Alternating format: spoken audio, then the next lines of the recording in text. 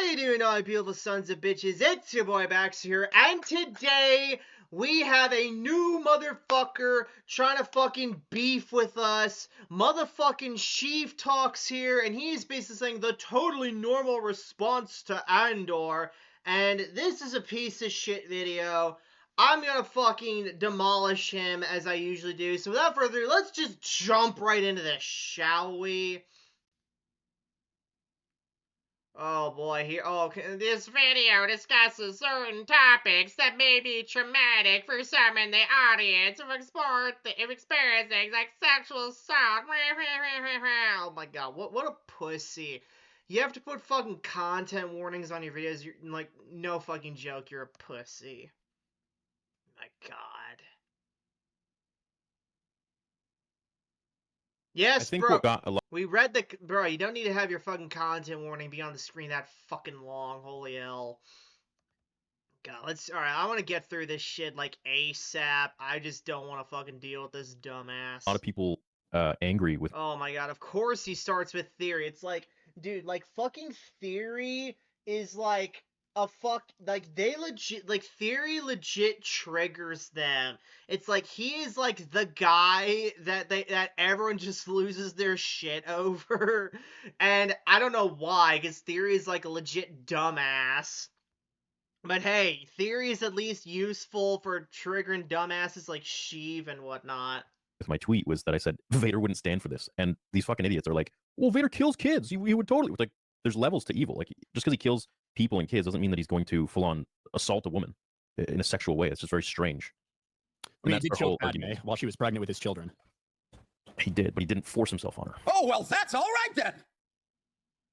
Hello there. Now, I know I said my next video was going to be an actual proper review of Andor Season 2, but when I sat down to write up the script for that, something about it just didn't feel right to me. It's not that there's not enough to say about it, the problem is that there's too much, and like I said in my Season 1 video a couple years back, one of these days I want to do a proper deep dive into both seasons of this show and thoroughly break down why it works. Bruh, you're wasting your time if you do that. There's absolutely nothing for Andor to really fucking critique and shit. You're wasting your time there. Dave Filoni are receiving so much hate nowadays is because us Andor fanatics have found a new sacred cow to worship. New creative good, which means we can start hating on the old one we used to like, just like we did to we all hate Filoni, dumbass. Poor old George when the prequels came out. That's the basic...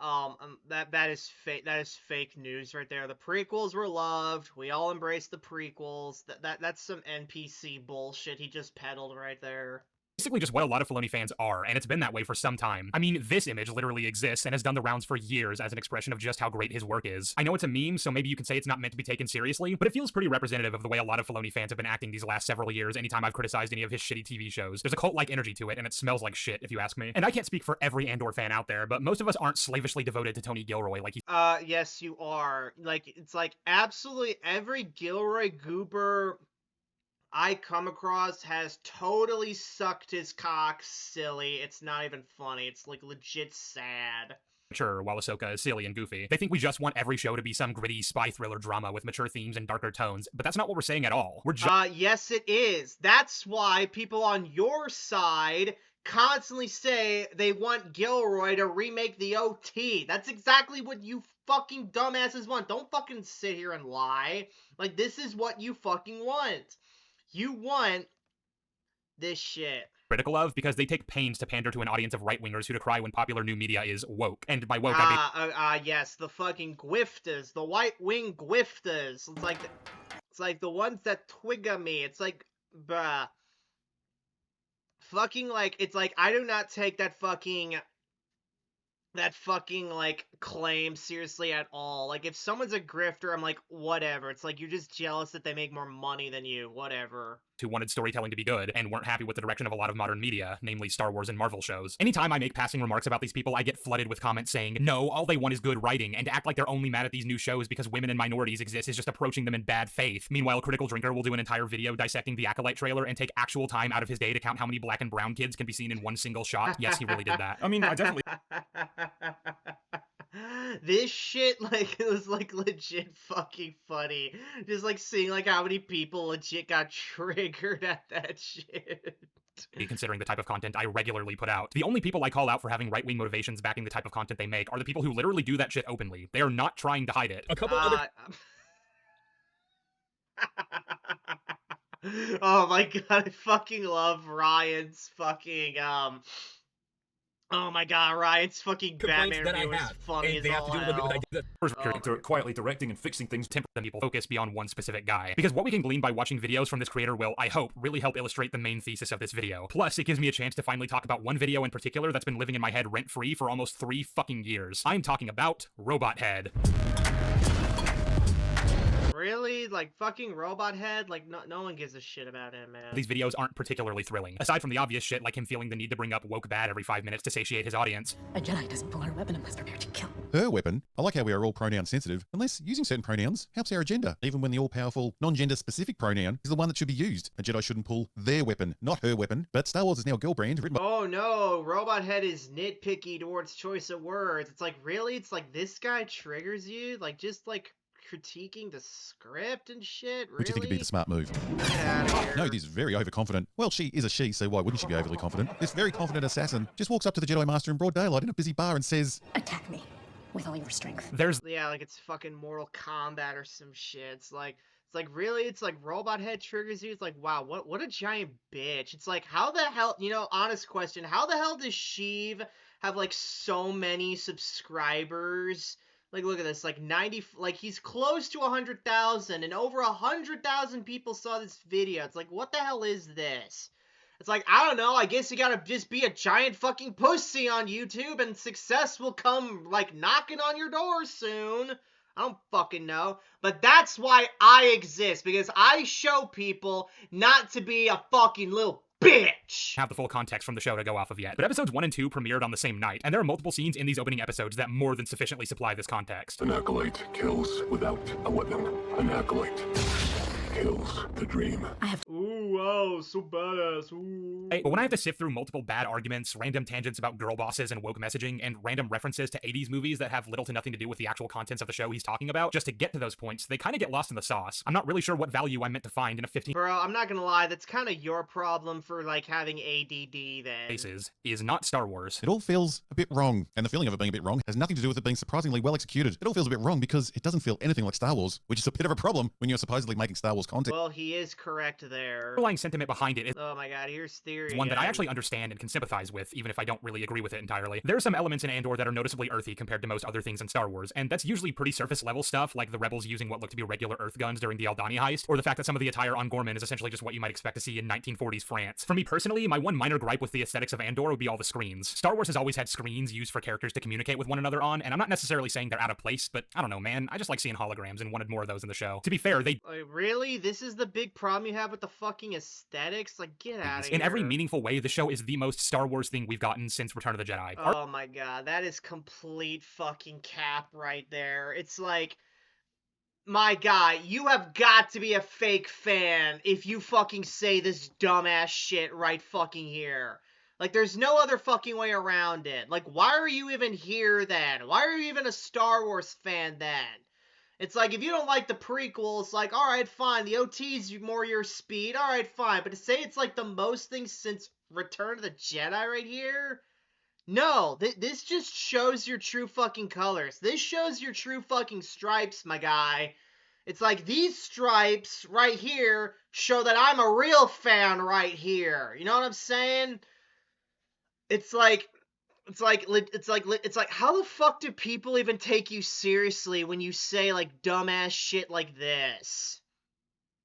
Oh my fucking god, man. Arguably since The Empire Strikes Back, and any minor aesthetic nit Oh, okay, yeah, of course he throws Return of the Jedi under the bus, because how dare that movie have fucking Ewoks in it, am I right? picks you or I might have. Ah, but he didn't say anything about the Ewoks in there. It's like, I know he was thinking it. I am mentally ahead of these motherfuckers. Shouldn't take away from that. From the character work to the themes to the general style and My themes, man, my themes. Star Wars. Or I want more Star Wars without the annoying Jedi and Sith. As if Star Wars is a real place and these other amazing stories are sitting there waiting to be discovered. It's such a bizarre way to look at art and creativity and how fiction works. The Star Wars side stories these people think would be fascinating just don't exist. oh, Grammarly. I mean, Robot Head is correct there. It's like, a lot of these fucking dumbass shills like in my experience, have really bad ideas for what they want for Star Wars stories, and it's just stupid. He is correct. Vanish out of there. existence in universe the second they're not on screen. I think he recognizes that obviously they're meant to have stories of their own, but he believes telling those stories is unnecessary. I'm always perplexed when people say they He did not say that shit, man. Get out of Random here. side characters that has nothing to do with time travel would be weird. The same with trying to tell a story set in the world of Indiana Jones that has nothing to do with ancient artifacts or mythology, because that's what those stories are about. But it's also very interesting the way he's chosen to present these arguments, because I don't necessarily see why there'd be anything wrong with setting a story in the worlds of these films, following a different set of characters that also dealt with the same subject matter. So a story about a different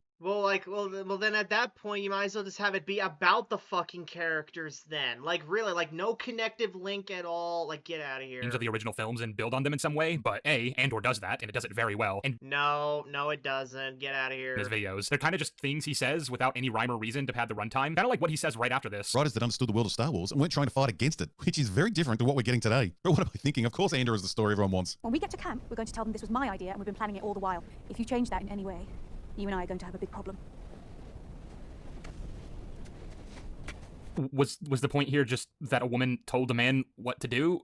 Like, I genuinely can't tell you why else. Oh my god, like, Robot Head just triggers this guy. Holy shit. Or Jedi to know that the rebellion destroyed the Death Star and dealt a major blow to the Empire. So anything after this is superfluous. And honestly, now I'm starting to question why we even got A New Hope. We didn't need that, did we? You guys see where I'm going with this? What the fuck are you even on about, man? Ends with him realizing he was wrong about that very thing. He doesn't know. Rebellion is reborn today. Oh my god, don't fucking defend this shit, bro. Has lived in hiding since the Emperor's purge. Yes, I will send for him. I know what that is! Solo a Star Wars story, no Jedi. No Jedi, but they do make sure to throw a pointless Darth Maul cameo in at the end. Yeah, and it sucked ass. What the fuck are you doing here? The entire episode that was devoted to Luke training Grogu at his up-and-coming Jedi Academy, or yeah, and it sucked ass. normal people trying their best against impossible odds. And what made Luke so special is that he was capable of certain things the others just weren't. It's what ultimately won the day in the battle to destroy the first Death Star. But just like how the Rebels never would have won the war without the Jedi, Luke never would have been in the position he was to deal such a blow against the Empire had it not been for those uniqueness. And it's kind of just a nothing burger argument just to give him an excuse to jerk off all the cool, badass sci-fi shows he watched growing up, which, like I said earlier, is an obligatory thing. Like,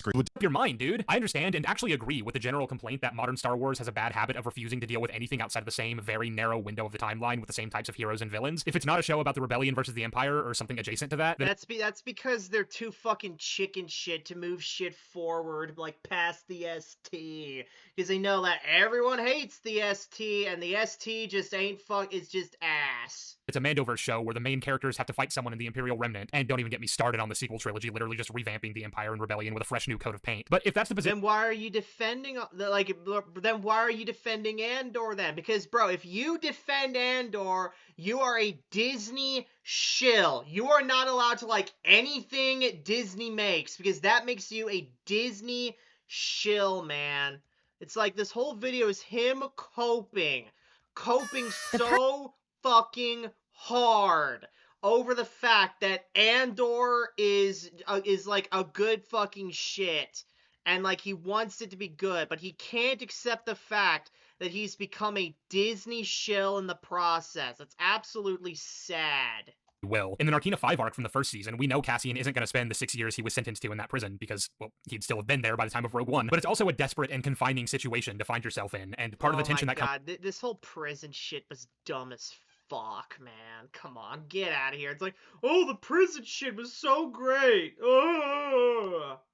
Adventure energy we're trying to have with this opening rescue mission. That said, if you don't want something like that to bog down the tone of your movie, you could always just not include it. It doesn't actually add that much to the story. It just exists as eye candy for sex-crazed teenage boys who— My guy, it's literally to rescue fucking Han, you fucking dingaling.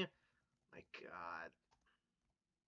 It's like, and this guy is like one of the most like fucking like important voices in Star Wars. Like, get out of here with this shit. But what he's done as a result is showcase that he is fundamentally incapable or unwilling to actually engage with what's happening in the content he's reviewing, because he's already made up his mind going in. And of course, he advocates for the show sugarcoating it by not explicitly using the word rape, because my god, think of the kiddies. But honestly, it all just comes across as so dishonest. The fact of the matter is— that's because Theory's just a dumbass, bro. Okay, get out of here. It's like, yes, we know Theory is stupid. I've covered him times on— I've covered him multiple times on my channel, my guy. It's like, you're not saying anything new. It's like, what, like, we're already nearly done with this fucking video, and he's done nothing but fucking babble and shit. This is a nothing burger video. Why'd you even waste your fucking time on this bullshit, man? Oh my god. So if you guys enjoyed this video, please give it a thumbs up, comment below, subscribe if you want more videos like this, and I'll see you guys next time in the backseat. Take care!